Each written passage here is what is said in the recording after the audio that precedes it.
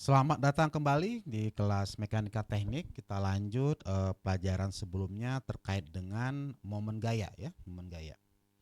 Oke, kali ini kita akan bahas tentang menggunakan suatu persoalan ya, di mana poin utamanya adalah untuk memperlihatkan bahwa perhitungan momen bisa menggunakan beberapa cara ya, walaupun konsep dasarnya sama seperti apa yang disampaikan di video sebelumnya. Ya, jadi ini ada suatu soal di mana kita punya suatu apa ya disebut ya bracket kali ya, sesuatu struktur seperti sebelah kanan yang tingginya 4 meter, lebarnya 2 meter dan struktur ini mendapatkan gaya luar sebesar 600 Newton bekerja di titik A yang membentuk sudut 40 derajat eh, berdasarkan pada sumbu X negatif lah ya. Oke, ada beberapa 5 cara untuk bisa kita menghitung berapa momen yang muncul ketika gaya ini bekerja terhadap titik O ya, titik O yang menjadi poros atau sumbu momen pada benda ini ya. Yang pertama adalah menggunakan aturan yang pertama tentang perhitungan momen, yaitu momen merupakan perkalian skalar dari besaran dari gaya dikali dengan jarak tegak lurusnya. Sehingga seperti yang saya sampaikan sebelumnya, tantangannya adalah menentukan bagaimana atau berapa besaran beberapa besaran jarak tegak lurusnya. Untuk kasus ini adalah D. Oke. Sama seperti sebelumnya yang kita lakukan adalah tentukan gaya dan garis gayanya. Silakan diperpanjang garis gaya dari gaya pada titik A tadi seperti yang ini, diperpanjang aja.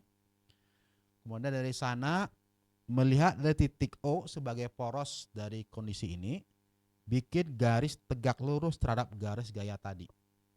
Sehingga untuk kasus ini, ya jarak tegak lurus O terhadap garis gaya di titik A adalah seperti yang ada di gambar ini. Ingat ya, ini mesti tegak lurus. Oke, sehingga jarak D ini adalah jarak yang bisa kita gunakan dalam perhitungan momen yang dihasilkan oleh gaya titik A terhadap titik O. Ya, di sini ada perhitungan berapa besaran dari displacement tersebut dengan menggunakan geometri dan beberapa hubungan trigonometri. Ya, menggunakan trigonometri kita bisa menghitung bahwa nilai D ini merupakan ya penjumlahan dari jarak yang dari titik O ke sini ditambah dengan jarak dari sini ke sini. Oke, jadi kalau ini adalah 40 derajat dan ini ada 4 meter, berarti jarak ini adalah 4 cos 40 derajat. Ya, sedangkan yang ini karena ini 2 meter dan sudut 40 ada di sini sehingga ini menjadi jaraknya 2 sin 40 derajat.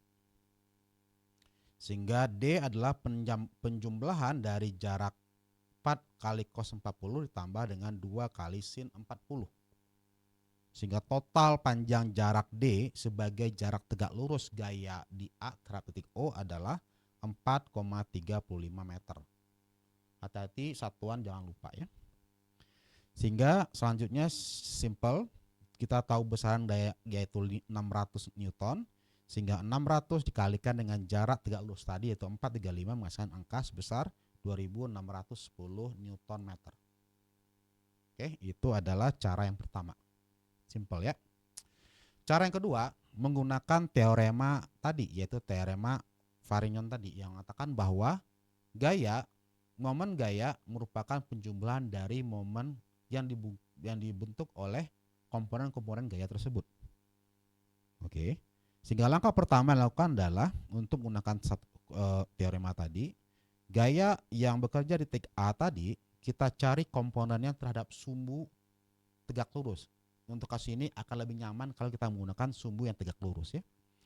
Jadi gaya 600 kita cari komponen di gaya di sumbu X yaitu F1 ya untuk kasus ini dengan besaran 600 cos 40 dan juga komponen gaya di sumbu Y ya untuk kasus ini gunakan simbol F2 dengan besaran 600 sin 40 derajat. Oke. Setelah mendapatkan dua gaya komponen ini, sehingga kita bisa menentukan selanjutnya yaitu jarak tegak lurusnya, sama seperti tadi ya. Jadi untuk gaya F1 ya, tegak lurusnya adalah ini ya, yang kurang lebih sama dengan 4 meter. Sedangkan gaya F2 garis tegak lurusnya adalah jarak dari O ke sini, yaitu besarannya adalah 2 meter. Oke, sehingga kita sudah punya besar gaya dan kita sudah mengetahui berapa jarak tegak lurus gaya tersebut pada poros perputarannya. Sehingga silakan gunakan rumus tadi, yaitu momen komponen gaya di sumbu X atau kasus ini adalah F1 adalah 600 cos 60, gaya di F1 ya, sorry ya. Gaya di F1 besaran 460 dan gaya F2 yaitu komponen di sumbu Y sebesarannya adalah 386 Newton. Sehingga dengan menggunakan teorema ini kita jumlahkan momen yang dimunculkan oleh gaya F1 dan F2 terhadap sumbu O dengan mengkalikan mereka ke jarak tegak lurusnya masing-masing.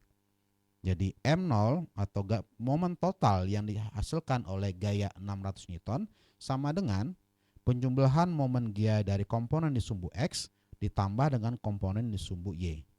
Jadi untuk komponen sumbu X adalah 460 Newton dikali dengan lengan gayanya sebesar 4 meter ditambah dengan ya komponen gaya di sumbu Y yaitu 386 dikali dengan lengan gaya sebesar 2 meter dan hasilnya silahkan dicari sama dengan hasil sebelumnya dengan menggunakan jarak tegak lurus dari gaya aslinya bukan komponennya.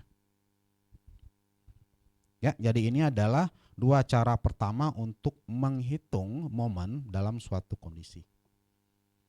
Oke, kita punya cara 3, 4, dan 5 yang akan saya sampaikan di video selanjutnya. Jadi silakan perhatikan video selanjutnya. Sampai jumpa di video selanjutnya. Terima kasih.